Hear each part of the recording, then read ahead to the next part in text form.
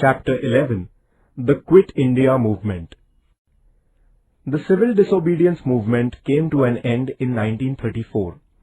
The Parliament of England passed an act in 1935 granting certain constitutional rights to Indians. According to this act, Indians were to get more constitutional rights.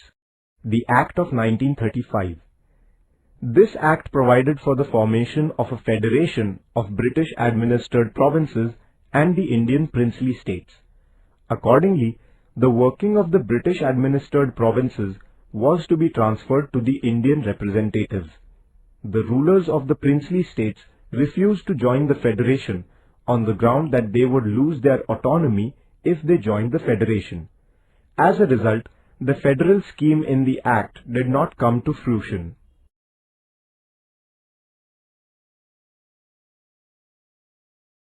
Provincial elections. The Indian National Congress was not satisfied with the Act of 1935.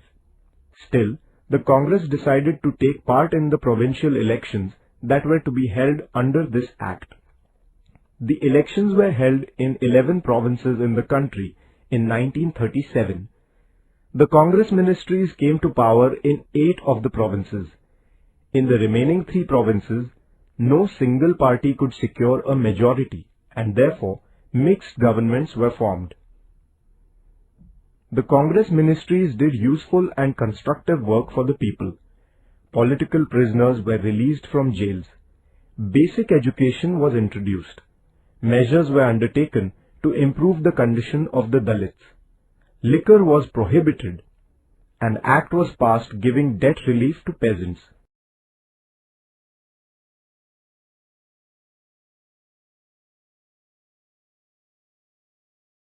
The Second World War and the National Congress. In 1939, the Second World War began in Europe. The then Indian Viceroy Linlithgow declared that India had joined the war on the side of England. England had claimed that it was fighting to save democracy in Europe. The Congress thereupon demanded that if England's claim was honest, it should at once grant independence to India. As England declined to immediately fulfill this demand, the provincial Congress ministries resigned in November 1939. Individual Satyagraha. As it became evident that the British government was constantly ignoring their demands, the Congress decided to start an anti-war propaganda. With this end in view, it was decided that individuals would break laws singly. This is known as Individual Satyagraha. The first such satyagrahi was Acharya Vinoba Bhave. He was followed by nearly 25,000 individual satyagrahis. Cripps Mission. During the Second World War, England sided with America against Japan. The Japanese forces came close to the eastern borders of India. England then found the cooperation of the Indians indispensable in order to resist Japan, in case it invaded India. Therefore, the British Prime Minister Churchill sent Sir Stafford Cripps to India. Cripps came to India in March 1942. He placed certain proposals about India before the Indians. These proposals did not satisfy any political party in India. There was no clear mention of the demand for complete independence in these proposals. The Congress, therefore, rejected them. The Cripps plan did not include the creation of Pakistan. Therefore, the Muslim League also turned down the plan. Quit India Movement. After the Cripps mission, the Congress firmly resolved to intensify the movement for freedom. The Working Committee of the Congress passed a resolution on 14 July 1942 at Wardha. The resolution demanded that the British rule in India be ended immediately, giving India independence. A warning was also issued that if the demand was not met with, the Congress would launch a non-violent struggle for India's independence. Quit India Resolution. A session of the Congress began at the Gowalia Tank, Kranti Maidan in Mumbai on 7th August 1942. Maulana Abul Kalam Azad was the president of the session. The resolution of the Congress Working Committee passed at Wardha that the British should leave India was to be finally approved in the Mumbai session. This Quit India resolution, moved by Pandit Jawaharlal Nehru on the 8th August, was passed with an overwhelming majority. It was also decided to start a nationwide non-violent movement under the leadership of Mahatma Gandhi. Gandhiji said, "Every one of you should, from this moment onwards, consider yourself a free man or woman. The mantra is, do or die. We shall either free India or die in the attempt." Gandhiji thus made a stirring appeal to the people to be ready to sacrifice even their lives to free their country. The people's movement begins. The British government tried to crush the movement before it started. On the morning of 9th August, prominent leaders like Gandhiji, Maulana Azad, Jawaharlal Nehru, Vallabhbhai Patel, etc. were arrested. The news of the arrest of the leaders spread all over the country like wildfire. People's anger knew no bounds. They took out processions in every place. Although the police made lathi charges and opened fire, the agitators were undeterred. People tried to take possession of government offices at many places. At some places, the people attacked jails, police stations and railway stations, which symbolized the oppression of the British government. The police opened fire on the people.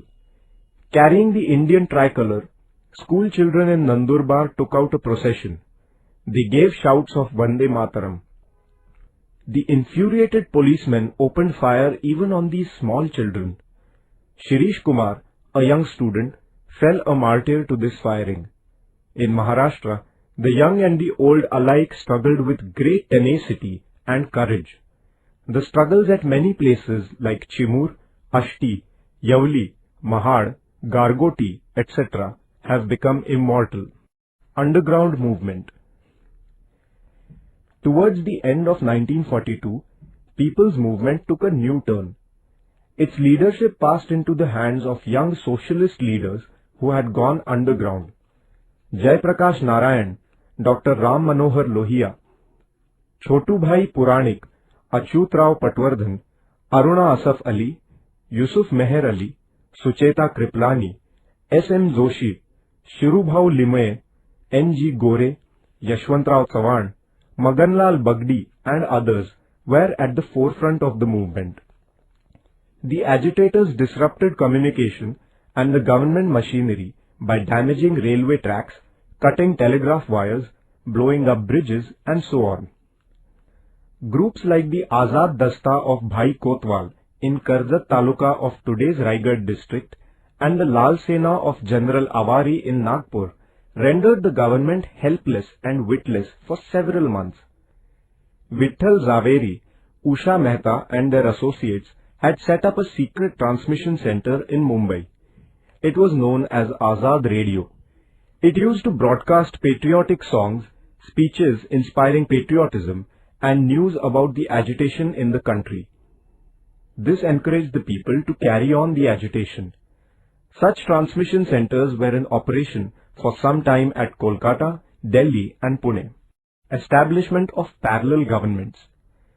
People drove away the British officers from the districts of Midnapur in Bengal, Balia and Azamgarh in Uttar Pradesh, and Bhagalpur and Purnia in Bihar, and then established parallel governments there. Kranti Singh Nana Patil established a parallel government in the district of Satara. He was a source of inspiration for the people. With the help of his associates, he ended the British administration there and established a people's government. This government looked after such works as collecting taxes, maintaining law and order, punishing the criminals and so on.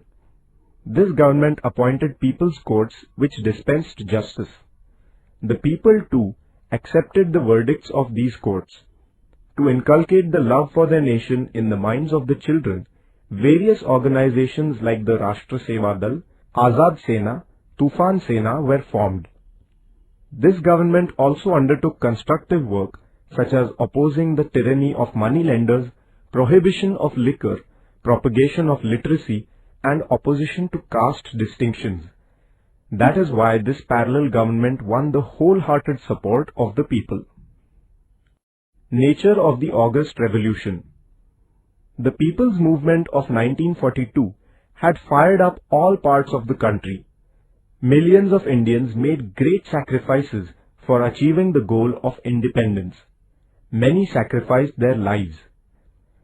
The number of people participating in the struggle was so great that even all the prisons in the whole of the country were not enough to contain them. The patriotic songs composed by Sane Guruji, Rashtrasant Tukadoji Maharaj and others enthused the agitators further. This nationwide movement is also known as the August Revolution.